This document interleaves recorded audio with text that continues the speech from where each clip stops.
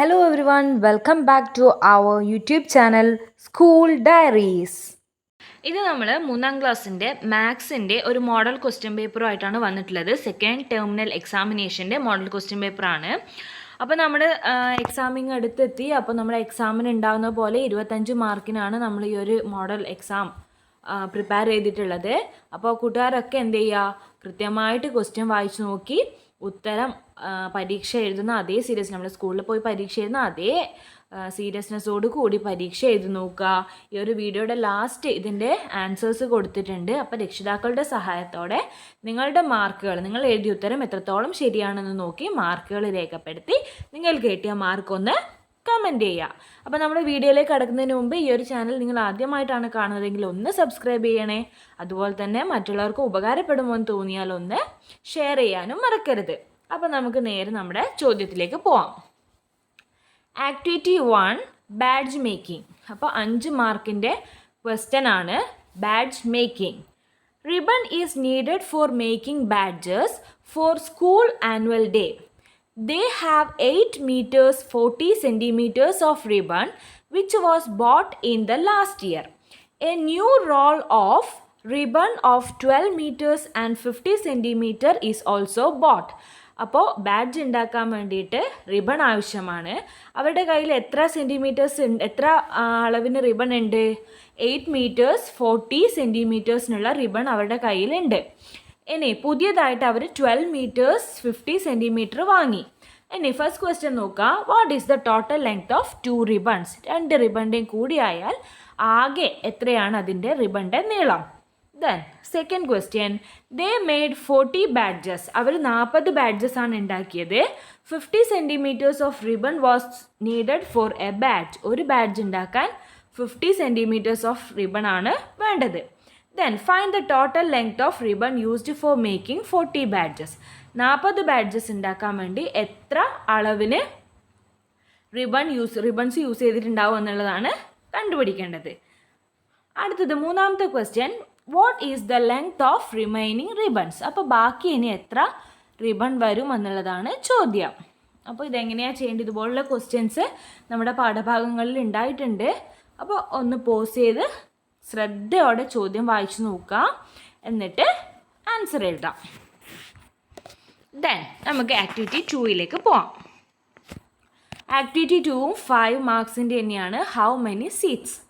The students and teachers started in 2 vehicles from Madhav's school to watch the global science festival. അപ്പോൾ global science festival കാണാൻ വേണ്ടിയിട്ട് മാധവിൻ്റെ സ്കൂളിൽ നിന്ന് കുട്ടികളും അതുപോലെ തന്നെ ടീച്ചേഴ്സും 2 വണ്ടികളിലായി പോയി. ഇനി ഫസ്റ്റ് വെഹിക്കിളിൻ്റെ പ്രത്യേകത നോക്കിയേ. 9 seats for 3 each, 8 seats for 2 each, 1 seat for 6 students. അപ്പം നോക്കാം, 9 സീറ്റുകൾ 3 പേര് ഇരിക്കാൻ പറ്റിയ 9 എണ്ണം. ഇനി 2 പേർക്ക് ഇരിക്കാൻ പറ്റിയ 8 എണ്ണം, 6 കുട്ടികൾക്ക് ഇരിക്കാൻ പറ്റിയ ഓരോ സീറ്റുകൾ. ഇങ്ങനെയാണ് സീറ്റ്, ആ വണ്ടിയിലുള്ള സീറ്റുകൾ.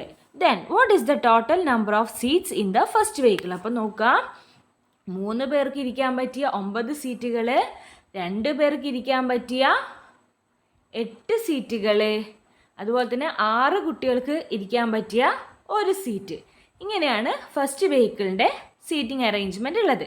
Then what is the total number of seat? അപ്പോൾ ആകെ എത്രയാണ് സീറ്റ് ഉള്ളത് എന്നാണ് ചോദ്യം. ദെൻ സെക്കൻഡ് വെഹിക്കിളിൻ്റെ പ്രത്യേകത നോക്കാം. 8 seats for 2 each, 6 seats 1 each, 1 seat for 4 students. അപ്പോൾ സെക്കൻഡ് വെഹിക്കിളിൽ എങ്ങനെയാണ്? 2 പേർക്ക് ഇരിക്കാൻ പറ്റിയ 8 സീറ്റുകൾ, ഒരാൾക്ക് ഇരിക്കാൻ പറ്റിയ 6 സീറ്റുകൾ, പിന്നെ 4 പേർക്കും കൂടി ഒരു വലിയ സീറ്റ്. അങ്ങനെയാണ് ഉള്ളത്. Then what is the total number of seat in the second vehicle? അങ്ങനെയാണെങ്കിൽ സെക്കൻഡ് വെഹിക്കിളിൻ്റെ ടോട്ടൽ എത്രയായിരിക്കും? Then which vehicle has more seat? ഏത് വാഹനത്തിലാണ് കൂടുതൽ സീറ്റ്? ഫസ്റ്റിനാണോ സെക്കൻഡാണോ? How many more? എത്രയാണ് കൂടുതൽ? Okay. Then activity 3 let's measure and write. Measure ചെയ്യാൻ നമ്മൾ പഠിച്ചിട്ടുണ്ട്. അപ്പോൾ അതിൽ കൊടുത്തിട്ടുള്ള മെഷർ ചെയ്യേണ്ട സ്കെയിൽ ശ്രദ്ധിച്ച് നോക്കിയിട്ട് വേണം നിങ്ങൾ മെഷർ ചെയ്യാൻ. ഇതിനും 5 മാർക്സ് ആണ്. ദെൻ എ ബി സി അവിടെ കൊടുത്തിട്ടുണ്ട്. Then D question 1 metre is equal to dash centimetre നമ്മൾ പഠിച്ച കാര്യം തന്നെയാണ്. Then when is the longest shadow seen, ഏറ്റവും കൂടുതൽ അല്ലെങ്കിൽ ഏറ്റവും നീളമുള്ള ഷാഡോ കാണൽ എപ്പോഴാണ്? In the morning, at noon. ഇത് മുന്നേ ഒരു പരീക്ഷയ്ക്ക് പിന്നെ ചോദിച്ചിട്ടുള്ളൊരു ചോദ്യമാണ്. ഒരു എക്സാമിന്, ഒറിജിനൽ എക്സാമിന് 3ാം ക്ലാസ്സിൽ ചോദിച്ചൊരു ചോദ്യമാണിത്. അപ്പോൾ ഇതൊന്ന് ശ്രദ്ധിച്ച് ആൻസർ ചെയ്യാം. Then activity 4 pay and park. Look at the vehicle parked in the tourist centre. അപ്പോൾ ആ ചിത്രങ്ങൾ ശ്രദ്ധിച്ച് നോക്കുക, എന്നിട്ട് വേണം ആൻസർ ചെയ്യാൻ. Find the number of vehicle in each type. ഓരോ വണ്ടിയുടെയും റോസും കോളംസും എഴുതുക, അതിനുശേഷം അതിൻ്റെ ടോട്ടൽ കണ്ടുപിടിക്കുക. അപ്പോൾ ഈ ചിത്രം നോക്കിയിട്ട് വേണം കൃത്യമായിട്ട് അതൊന്ന് ചെയ്യാൻ. ഓക്കെ, ഇനി അതിൻ്റെ ബി ക്വസ്റ്റ്യനും ഇതാണ്. The parking fees 60 rupees for a bus. 4 ഒന്ന് ശ്രദ്ധിക്കണം, ജസ്റ്റ് സ്പെല്ലിംഗ് മിസ്റ്റേക്ക് വന്നതാണ്. അപ്പോൾ ഒരു ബസ്സിന് പാർക്ക് ചെയ്യാൻ 60 രൂപയാണ്. Then ₹20 for a motorcycle. Motor സൈക്കിളിന് 20 രൂപയാണ്. And 35 rupees for a car. കാറിന് 35 രൂപയാണ്. അങ്ങനെയാണെങ്കിൽ താഴെയുള്ള ടേബിൾ കണ്ടുപിടിച്ച് ടോട്ടൽ പാർക്കിംഗ് ഫീസ് കണ്ടെത്താനാണ് പറഞ്ഞിട്ടുള്ളത്. അപ്പോൾ അതിൽ കാറിൻ്റെത് മുഴുവനായിട്ട് അവിടെ കൊടുത്തിട്ടുണ്ട്. അതുപോലെ ബാക്കി രണ്ടിൻ്റെയും കൂടി കണ്ടുപിടിക്കാനാണ് ചെയ്യേണ്ടത്. ഈസി ചോദ്യം തന്നെയാണ്.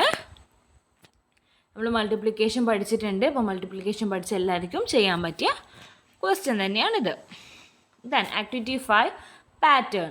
അതിനും 5 മാർക്ക് തന്നെയാണ്. പാറ്റേൺ കംപ്ലീറ്റ് ചെയ്യാൻ പാറ്റേൺ നോക്കുക. അതുപോലെ തന്നെ find the relation and fill the columns. അപ്പോൾ റിലേഷൻ നോക്കിയിട്ട് കോളം ഫില്ല് ചെയ്യാനാണ് പറഞ്ഞിട്ടുള്ളത്. ഇത്രയാണ് നമ്മുടെ ഈ ഒരു മോഡൽ ക്വസ്റ്റിൻ്റെ അകത്ത് വരുന്ന പ്രധാനപ്പെട്ട ചോദ്യങ്ങൾ. അപ്പോൾ എല്ലാ കൂട്ടുകാരും എല്ലാ ചോദ്യങ്ങൾക്കും ഉത്തരം എഴുതിയിട്ടുണ്ടാവും എന്ന് വിചാരിക്കുന്നു. നമുക്ക് എന്ത് ചെയ്യാം, ഇതിൻ്റെ ആൻസർ പാർട്ടിലോട്ട് പോവാം. ഫസ്റ്റ് ആക്ടിവിറ്റീൻ്റെ ചെയ്ത വഴിയും അതുപോലെ തന്നെ ആൻസറും അവിടെ കൊടുത്തിട്ടുണ്ട്. അതുപോലെ തന്നെ ഓരോ ആൻസറും കിട്ടിയതിനനുസരിച്ച് കൊടുക്കേണ്ട മാർക്കും അവിടെ കൊടുത്തിട്ടുണ്ട്. രക്ഷിതാക്കളൊന്ന് ശ്രദ്ധയോടെ നോക്കി കുട്ടികൾക്ക് മാർക്ക് ഇട്ട് കൊടുക്കണേ. Then activity 2. അപ്പം നമ്മൾ ഈ ആക്ടിവിറ്റി 2 ഇതിങ്ങനെ ജസ്റ്റ് കൊടുത്തത് കൊണ്ട് നിങ്ങൾക്ക് എന്തെങ്കിലും കൺഫ്യൂഷൻ ഉണ്ടെങ്കിൽ ഒരു കാര്യം ചെയ്യാം. നേരെ നമ്മുടെ ഇൻസ്റ്റഗ്രാം പേജുണ്ട്, സ്കൂൾ ഡയറീസ് എന്ന് പറയുന്ന ഇൻസ്റ്റാ പേജിൽ പോയിട്ട് ഒന്ന് മെസ്സേജ് ചെയ്താൽ മതി. അപ്പം നമ്മൾ എന്ത് ചെയ്യും, കൂടുതൽ നിങ്ങൾക്ക് ഇതിൻ്റെ കൂടുതൽ എക്സ്പ്ലനേഷൻ അതുവഴി ഇൻസ്റ്റഗ്രാം പേജ് വഴി തരുന്നതായിരിക്കും. ഓക്കെ, ദെൻ ആക്ടിവിറ്റി 3 നോക്കുക. മെഷർമെൻ്റ് ഒക്കെ കറക്റ്റായിട്ട് നിങ്ങൾക്ക് ഇതുപോലെ തന്നെയാണോ കിട്ടിയിട്ടുള്ളത് എന്നൊക്കെ നോക്കുക. Then activity 4 table, first table ശ്രദ്ധിക്കുക, അതുപോലെ തന്നെ സെക്കൻഡ് ടേബിളും ശ്രദ്ധിക്കുക. Then 5th activity complete the pattern. പാറ്റേണിൽ അടുത്ത് വരുന്ന 2 നമ്പേഴ്സ് നോക്കുക, അതുപോലെ തന്നെ റിലേഷൻഷിപ്പ് കണ്ടുപിടിച്ചിട്ട് ഫില്ല് ചെയ്യാൻ പറഞ്ഞത് നോക്കുക. അപ്പോൾ ഇത്രയാണ് നമ്മുടെ ഇന്നത്തെ വീഡിയോയിൽ ഉൾപ്പെടുത്തിയിട്ടുള്ളത്. അപ്പോൾ ഈ ഒരു വീഡിയോ നിങ്ങൾക്ക് ഇഷ്ടപ്പെട്ടുവെങ്കിൽ ലൈക്ക് ചെയ്യുക, മറ്റുള്ളവർക്കും ഉപകാരപ്പെടുമെന്ന് തോന്നിയാൽ ഷെയർ ചെയ്യുക. അതുപോലെ നിങ്ങൾ ഈ ഒരു ചാനൽ ആദ്യമായിട്ടാണ് കാണുന്നതെങ്കിൽ സബ്സ്ക്രൈബ് ചെയ്യാനും മറക്കരുത്. അപ്പോൾ ഇനി അടുത്ത വീഡിയോയിൽ കാണാം.